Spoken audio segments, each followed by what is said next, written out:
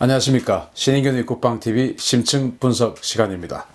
오늘은 최근에 화제가 되고 있는 그런 주제 중에서 제가 조금 더 좀 보충 설명할 일이 있어서 심층 분석으로 다뤄봤습니다. 제목은 카이 사장 도우려고 공군력 말아먹나. 아주 자극적인 제목 같은데 저는 하여튼 이렇게 판단합니다. 일단 카이라는 회사는 경남 사천에 있는 회사인데 한국항공우주라는 그런 회사예요. 우리나라의 군용 전투기 또 헬기 이런 것들을 다 생산을 하고 또 절충 교육을 통해서 우리 아파치 헬기의 동체도 생산해서 납품하고 F-15K 전투기의 날개 일부 이런 것도 생산하고 해가지고 납품하고 그런 식으로 사업을 해왔던 그런 회사예요. 또 이제 록히드 마틴과의 기술 제휴를 통해서 T-50 고등훈련기, 초음속 고등훈련기를 개발하고 그 T-50을 바탕으로 해서 FA-50, 또 TA-50 이런 어떤 그 파생형 경공격기들을 개발하기도 하고 그런 회사입니다. 근데 카이 사장 도우려고 공군력 말아먹나. 카이는 과거에 이제 IMF 우리 경제 위기를 맞았을 때 그때 이제 대우항공 그리고 삼성항공 이런 이제 항공회사들을 빅딜 통합시켜가지고 정부에서 그래서 이제 정부 주도의 어떤 준공기업이라고 봐야 됩니다. 왜냐하면 카이 사장을 청와대에서 임명하거든요. 그래서 카이 사장이 된 사람들은 일단 청와대와 직접적인 끈이 있는 아주 그 정부의 유력 인사들이에요. 그래서 공군력에 대해서 대단히 이제 많이 개입을 하는데 공군의 어떤 그 장성급 장교들은 그런 이야기 잘 안 하지만 소장파 장교들은 뭘 하냐, 카이 때문에 우리 공군력이 참 제한이 많다 이런 이야기를 해요. 그래서 공군은 이걸 하고 싶은데 카이는 자기네들 걸 사라 이렇게 이야기를 하는데 공군은 아니다 이거죠. 물론 마음에 맞는 것도 있지만 그런데 결국 나중에 가보면 결국 카이가 이기더라 이겁니다. 저는 그것을 소장파 장교들한테 그래요. 청와대하고 연이 닿으니까 이기는 거 아니냐, 매번 이기는 거 아니냐 이제 그렇게 이야기를 하는데 어쨌든 이제 제목이 카이 사장 도우려고 공군력 말아먹나. 근데 뭐냐면은 바로 최근에 이제 많이 회자되고 있는 바로 스페인 수송기 하고 우리 카이에서 생산한 T-50 이것을 이제 스와프 딜 바꾸는 그런 지금 보도가 지금 계속 나오고 있는 겁니다. 그게 방사청이나 이런 데서 공식적으로 이야기하진 않았지만 이런 보도가 나오고 있다는 것은 뭔가 어떤 이해 집단에서 언론 플레이를 한다는 말입니다. 그래서 이제 이게 한국과 스페인의 항공기 스와프 딜이라는 건데 이게 이제 뭘 이야기하냐면은 스페인의 A400M 수송기 6대를 한국이 구입하고 반대급부로 스페인이 한국의 TA-50 고등훈련기와 KT-1 프로펠러로 움직이는 겁니다. KT-1 기본 훈련기를 구입하는 식의 1조 원 규모의 항공기 물물 교환이다 라고 이해하시면 되겠는데요. 이게 이제 스페인이 생산한 건 아니고 스페인, 영국, 프랑스, 독일 이런 나라들이 공동으로 이제 투자를 해서 개발을 한 그런 A400M이라는 수송기고 이 수송기는 유럽 컨소시엄의 에어버스 회사에서 만들었습니다. 이걸 이제 교환하자라는 건데 그 내용을 지난번에 제가 스페인 똥 치워줄 일 있냐 이런 자극적인 제목으로 한번 다뤘던 적이 있는데 아마 못 보신 분도 많으실 테고 그래서 한 번 더 다루면서 그리고 추가로 그때 제가 조금 실수한 부분도 있고 해서 그것도 좀 정정할 겸 그리고 또 추가로 또 제가 알려드릴 부분도 있고 해서 한번 더 이야기를 해봅니다. A400M은 어떤 항공기인가? 그래서 아까 말씀드렸듯이 독일, 프랑스, 영국, 스페인 이런 나라들이 이제 투자를 해서 만든 수송기예요. 탑재량은 수송기니까 탑재량이 제일 중요하죠.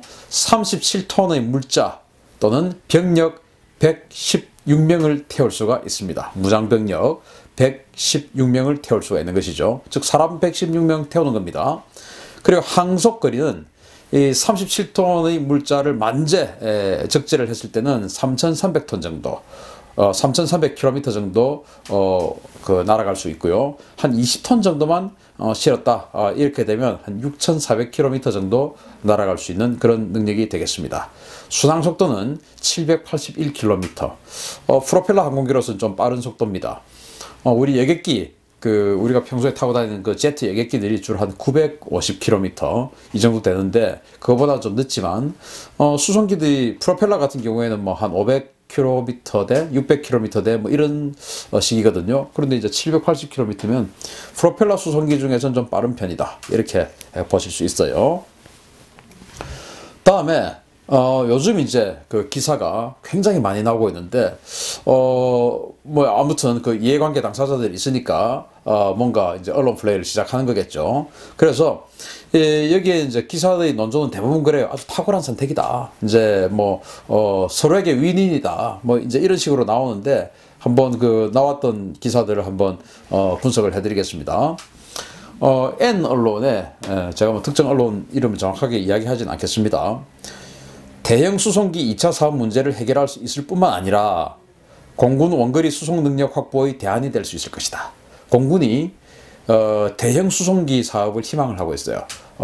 아주 오래전부터 전략 수송기 사업을 계속 희망을 하고 있는데 그런 공군의 희망인 대형 수송기 2차 사업 문제를 해결할 수 있다.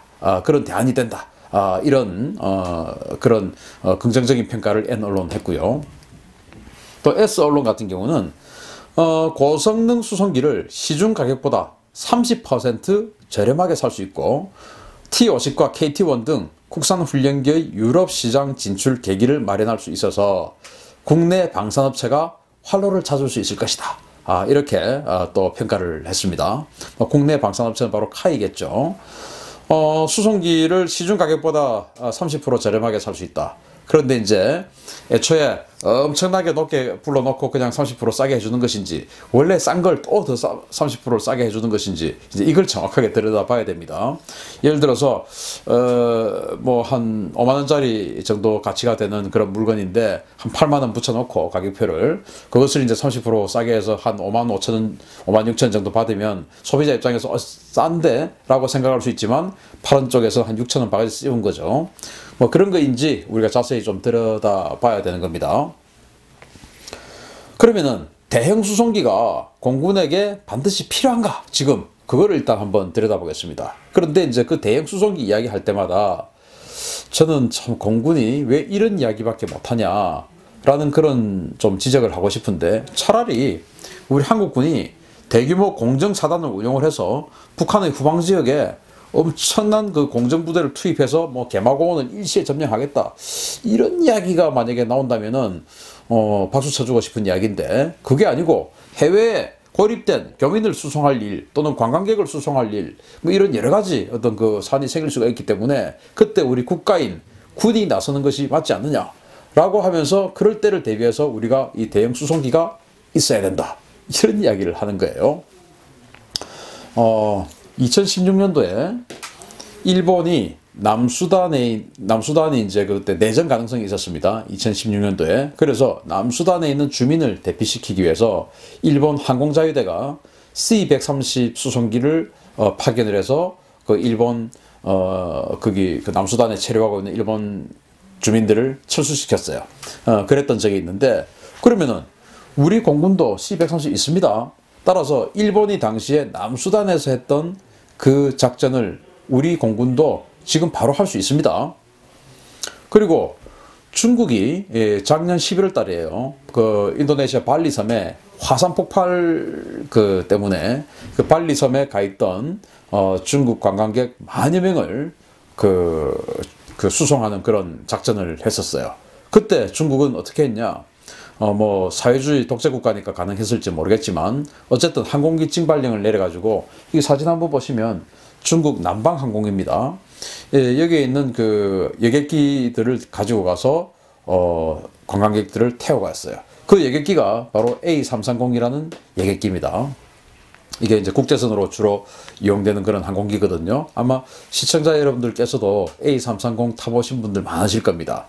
그 A330인데 그런데 우리 공군이 공중급유기 A330 MRTT 4대를 도입을 했어요. 이건 공중급육이지만 이 여객기하고 똑같습니다. 여객기하고 똑같은 수송 능력을 가지고 있거든요. 그래서 이 A330 MRTT에 200명이 넘는 인원을 수송을 할 수 있어요. 그러면은 뭐 이 해외 관광객이 고립된다든지 해외 어떤 교민이 그 뭐 큰 어떤 그 불상사를 당할 위기가 있다든지 이렇게 되는 것이 해마다 벌어지는 사건은 아니지 않습니까? 정말 어쩌다가 몇 년에 한 번씩 있을 수도 있고 없을 수도 있는 그런 상황인데, 그럴 때가 되면 이 공중급유기가 갔다 오면 돼요. 4대가 있으니까 이 4대가 가면은 1000명을 싣고 올 수 있습니다. 뭐 대단한 수송 능력이죠. 또 이 4대가 다 안 되면 대한항공이나 아시아나항공이나 이런데 전세기를 또 띄워가지고 또 보낼 수도 있어요. 국가에서 그 정도도 못합니까? 할 수 있죠. 그런데 그 전세기 띄우는데 얼마 하겠습니까? 그런데 그런 일을 위해서 수천억짜리 항공기를 미리 사놓자. 그리고 그 운용 유지비와 관리비를 갖다가 해마다 수십억 수백억씩 그 사용을 하면서 그걸 가지고 있자.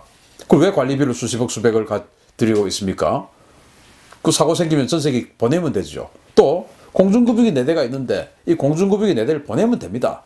그러면 공중급유기를 보내면 우리 공군은 어떡하냐?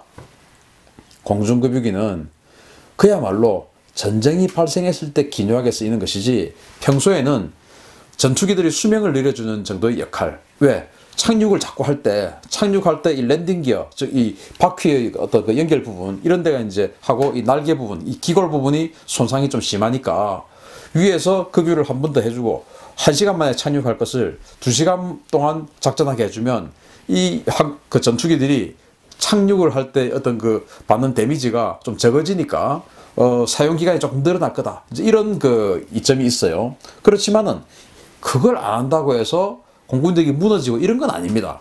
그것도 뭐 매일 안 하는 게 아니고 우리 교민 수송할 때 한 하루 이틀 정도 안 한다고 해서 그 공군력이 무너지는 거 아니죠. 그러면 4대 다 갔다 오면 돼요.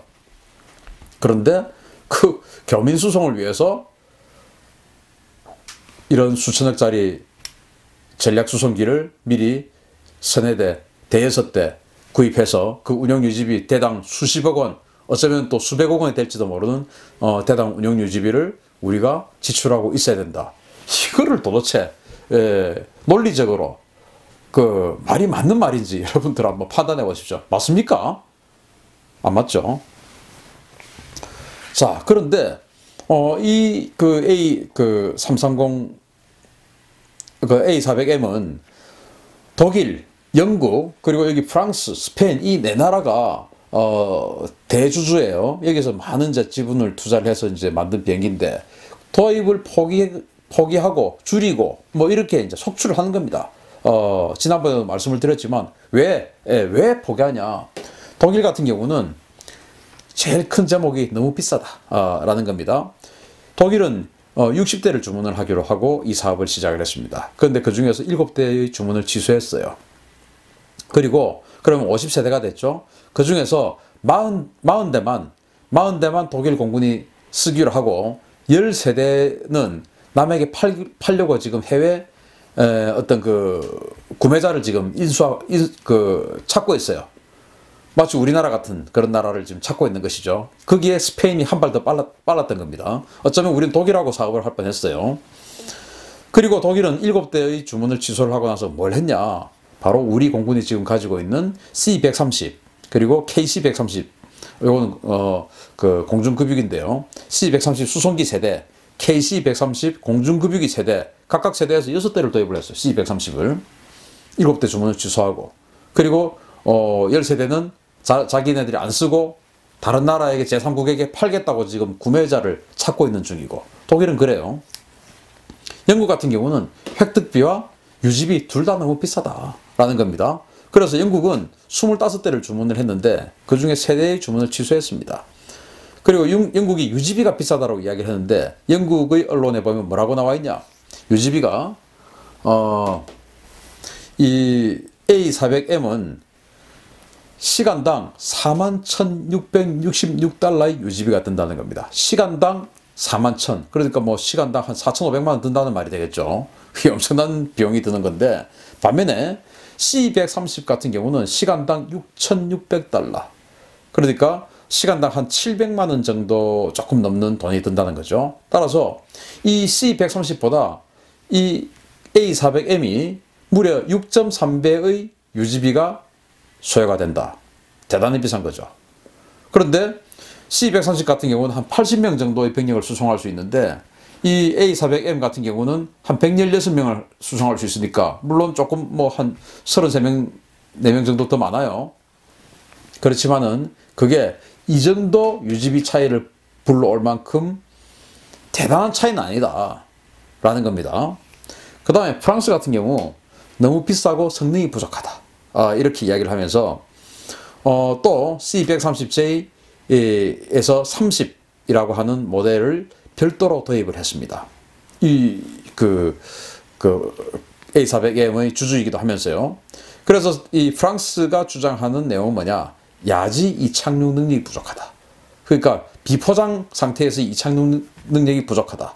그리고 특수전 임무 수행 능력이 불가하다. 자기네들 나라 특수부대들이 요구하는 그 특수전 어떤 요구 성능이 있을 거 아니겠습니까? 그 성능에 부족하다는 겁니다. 그 불가하다 수행이, 이런 거예요. 야지 이착륙 능력이 안 된다는 게 아니고 비포장 능력이 안 된다는 게 아니고 부족하다라고 이제 프랑스가 이야기를 했어요.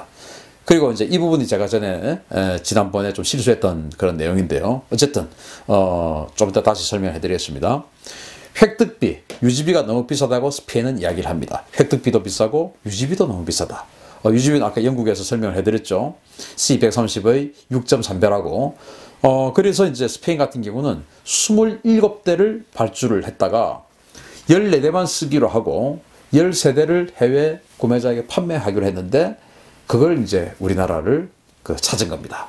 지금 자기네들은 연간 200억 원이 넘는 벌금을 내고 있어야 됩니다. 왜? 물건 사기로 했다가 안 사니까 벌금 내야죠. 에어버스에다가. 그걸 이제 우리나라에게 찾아서 우리나라에게 만약에 이 13대를 전부 바가지 씌워버리면은 스페인 입장에서는 대단한 어떤 그 절감 효과를 가져올 수 있는 것이죠. 아까 말씀드린 전술 이착륙거리, 즉 그 비포장 상태에서 이착륙이 논란이 되고 있는데 제가 지난번에 사실 뭐 그 해석과 그 자료를 정확하게 해석을 잘 못해서 비포장이 안 된다라고 말씀드렸는데 그건 제 실수입니다.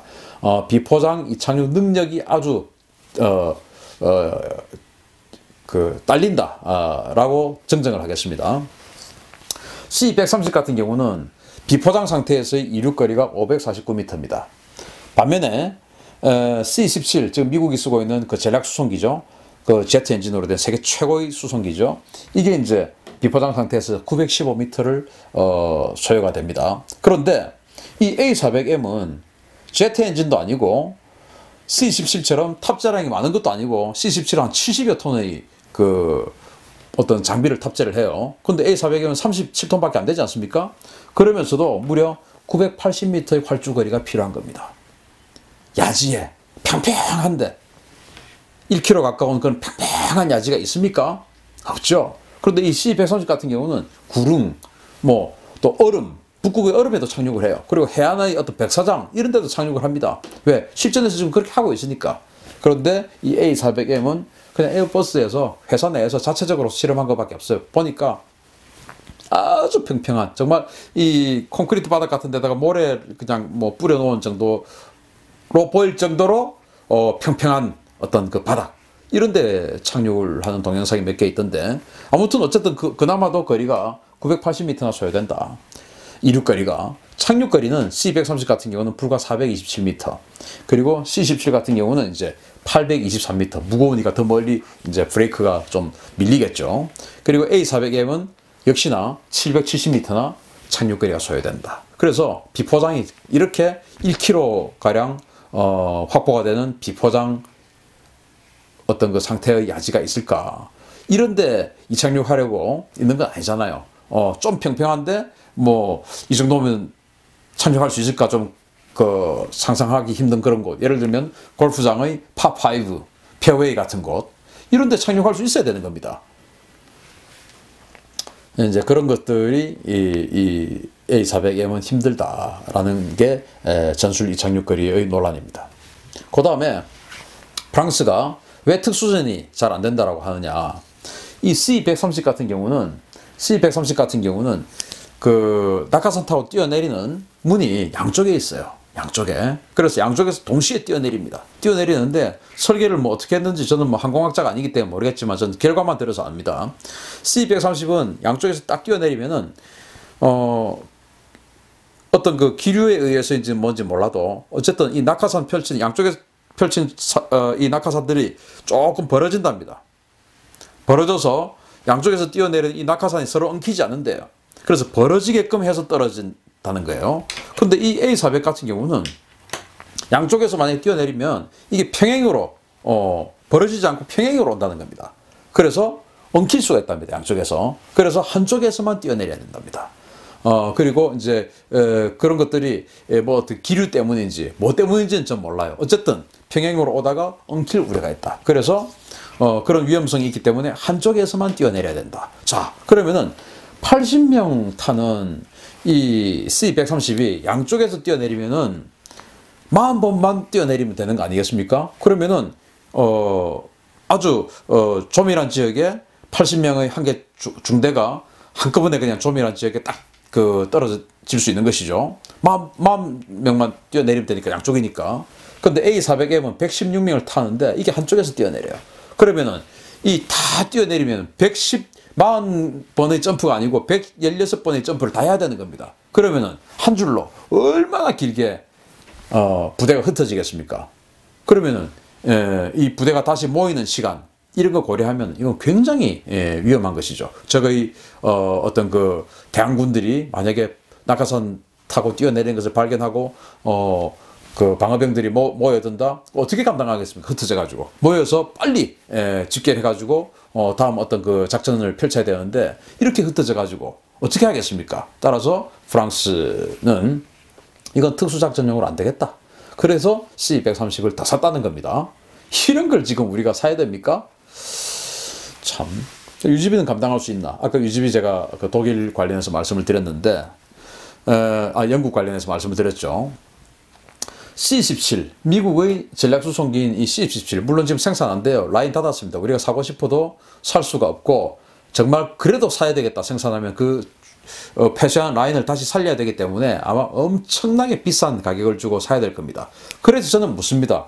반드시 전략수송기가 필요하나 우리가 아프리카 정벌하러 갈 건지 중남미 정벌하러 갈 건지 도대체 우리가 왜 전략수송기가 필요하냐 그 의문에 대해서 공군은 정확하게 답변할 필요가 있다. 그래서 정말 그럼에도 불구하고 우리가 전략수송기가 필요하다면 이 C-130 같은 것을 라인을 살려서라도 살 것이냐 아니면은 다른 대안을 찾을 것이냐 이런 것들을 논의를 해야지 그냥 전략수송기 우리 필요해요. 왜? 교민들이 혹시 밖에 나가가지고 고립 때문에 우리 빨리 실어와야 되니까. 이게 말이 맞냐는 것이죠. 자, 그러기 위해서 C-17 가격이 2억 달러입니다. 교민을 언제 생길지 모르는 교민과 관광객 구출해 오기 위해서 우리 대한항공, 아시아나항공 전線에서 보내도 되고 또 C-130 가도 되는데 굳이 제트 비행기로 이렇게 순항속도 829km 이 한 200km C-130보다 한 200km 정도 더 빠른 이걸 확보하기 위해서 또 좌석 조금 더 넓고 한 이걸 확보하기 위해서 2억 달러면은 2,200억 원, 2,300억 원 넘어요. 이런 것들을 우리가 몇 대를 구매해서 시간당 유지비 23,000달러를 비용을 들여서 우리가 가지고 있어야 되냐. 이거 다시 한번 생각해 봐야 되는 겁니다. 그런데 C-17도 하물며 그런데 78톤을 싣고 4,400km를 날아갈 수 있는 C-17도 하물며 이랬는데 37톤을 싣고 3,300km를 날아가는 이 A400 지금 이제 물물 교환하자는 그 비행기입니다. 이 A400이 가격은 1.5억 달러 그러니까 한 1,700억, 1,800억 되는 것이죠. 그러면서 시간당 유지 비용이 이 세계 최고의 수송기인 C-17의 2배입니다. 2배 가까이 되는 것이죠. 41,666달러 시간당 유지비가 4,500만 원이 넘습니다. 5천만 원 가까이 되는 것이죠. 그러면 반면에 우리 공군이 지금 많이 가지고 있는 이 C-130 같은 경우에 최대 탑재량이 20톤, 뭐 17톤 적죠. 그 항속거리는 비슷하죠. 가격은 좀 더 싸죠. 한 1억 달러, 그러니까 한 1,200억 원 되는 것이죠. 가격은. 그런데 유지비는 6.3분의 1이에요. 시간당 유지비 한 700만 원 조금 넘네요. 이거를 우리가 사야 된다? 시간당 유지비 이만큼 주면서 교민 구출을 위해서 언제 도대체? 관광객 구출을 위해서 도대체 언제? 우리나라 개국에 이래 관광객 구출한 게 도대체 몇 번입니까? 그걸 위해서 이런 수송기를 우리가 2천억 가까운 수송기를 우리가 몇 대를 구입해가지고 이 정도 유지비를, 시간당 유지비를 들이면서 관리를 한다? 거기다가 인건비 엄청, 공군 조종사들 인건비 공짜입니까? 아니죠. 공군 조종사 인건비가 제일 비싸요. 왜? 비행 유지 수당 주고 뭐 하다 보니까 그게 제일 비싸요. 연봉이 뭐 1억 원 가까이 될 겁니다. 전문 조종사를 하더라도. 그런 사람들을 또 비행기 하나에 한 명만 조종사 있으면 됩니까? 몇 개 조로 또 움직여야 되죠. 그리고 또 부대를 또 하나 창설해야 되죠. 뭐 한 이 정도 되면 또 한 대령급 어떤 그 전대장이 또 붙어야 되겠죠. 그리고 또 중령급 참모들이 쫙 생기겠죠. 이런 걸 하자고요. 그 인건비만 해도 얼마입니까? 참 기가 차는 일입니다, 정말. 자, 성능에 문제 없나? 로이터에서 2018년 5월 8일을 보도한 겁니다. 이거 뭐 제가 한 게 아니고 원문 그대로 가져왔어요. 그래서 제 해석이 맞다면 영어 잘하시는 분들 또 한번 보십시오. 제가 지난번에 그 비포장 해석 잘 못해가지고 곤혹을 치렀으니까 한번 보십시오. 로이터가 입수한 독일군 비밀 보고서에 따르면 배치 가능한 A400M 수송기들이 언제쯤 계약상 요구된 작전적 능력들을 완벽하게 갖출 수 있을지 알 수 없다고 한다. 자기네들이 계약상에 이거 하겠다, 이거 할 수 있다, 이거 할 수 있다, 이거 만들어줄게 했던 게 언제 그게 다 구현될지 모른다 이겁니다. 로이터에서 보도한 겁니다. 2018년 5월 8일 날. 성능에 문제 없나? 이렇게 보도할 정도면 문제 없다라고 이야기할 수는 없는 거 아니겠습니까?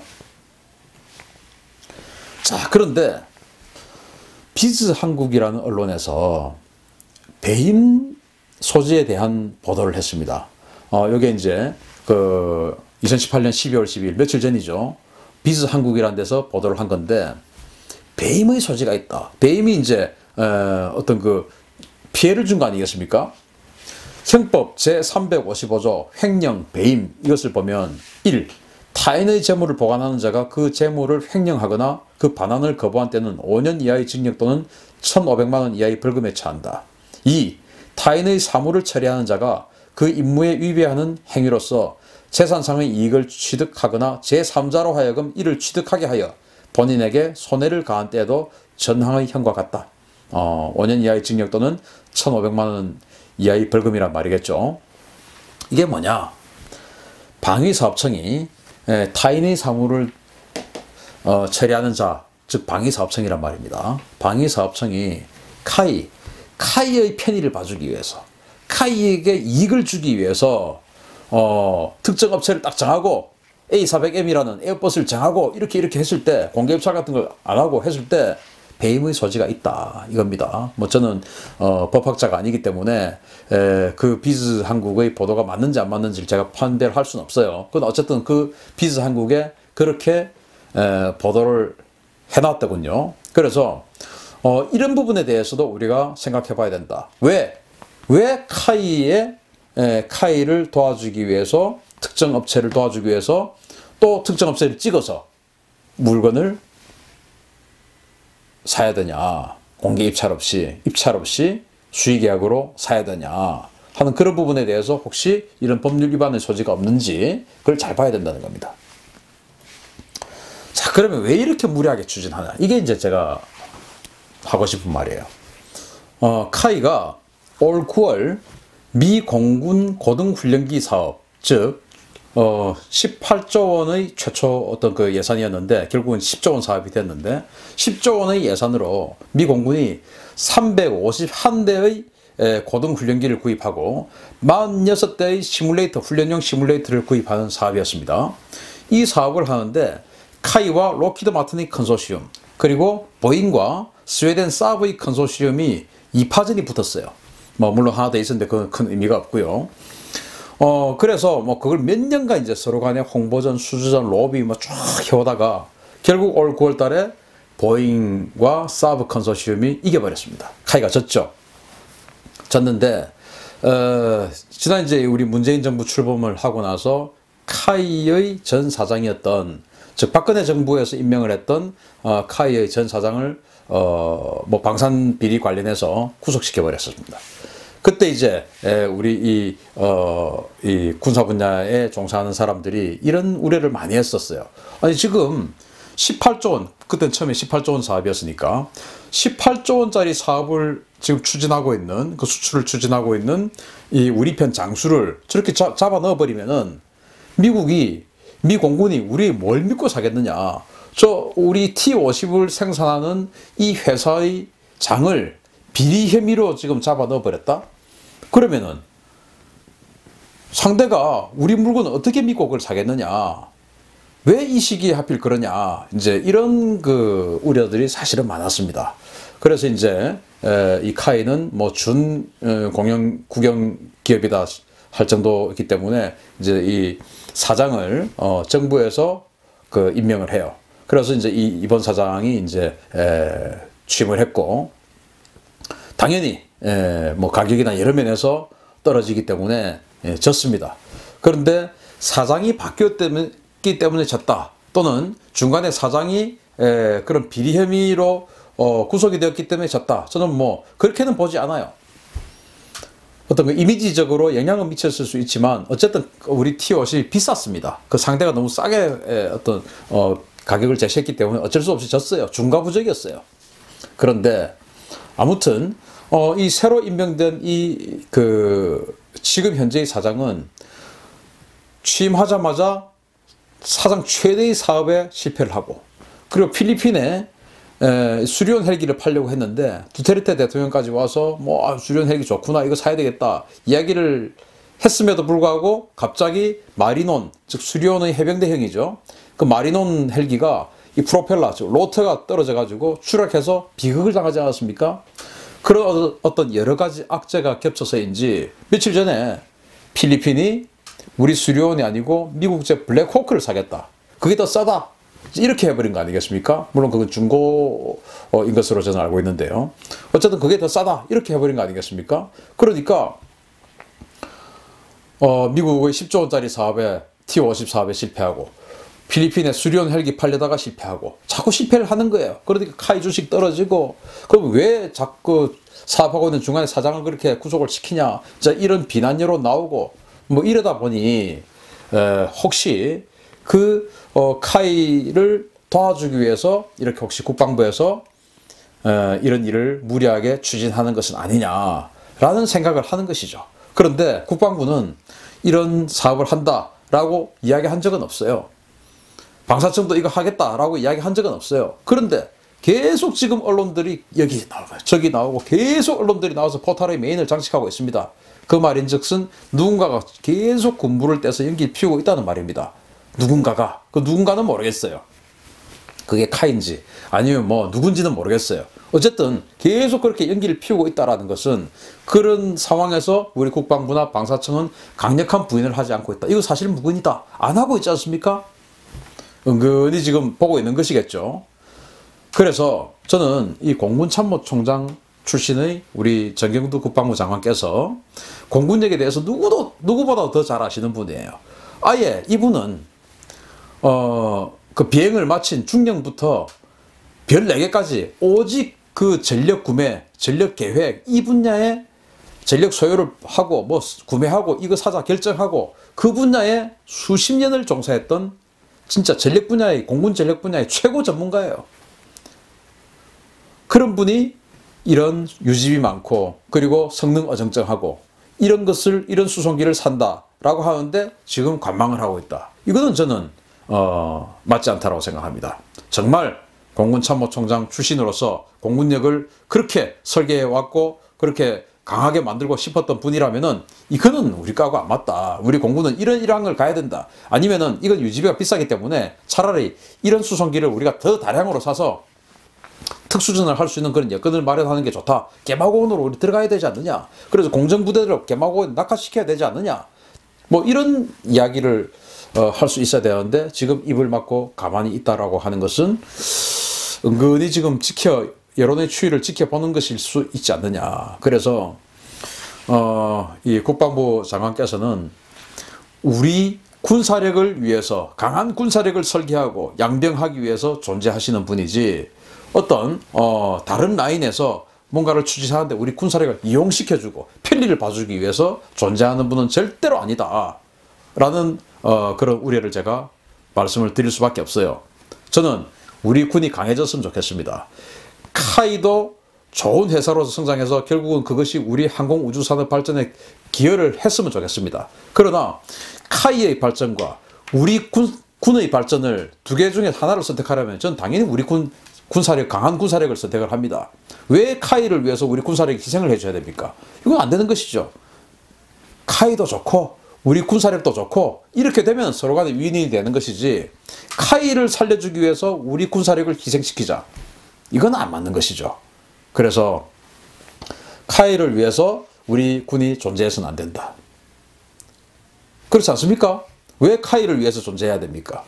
또 카이 사장의 실적을 위해서 우리 군이 희생해서도 안 된다. 이건 더 안 된다. 이거는. 이런 부분에 대해서 우리 국방부나 방위사업청은 좀 확실한 입장을 밝혀주시길 바랍니다. 그리고 제가 지금 발표한 이 데이터들이 틀리면 틀렸다고 말해주세요. 국방부에서.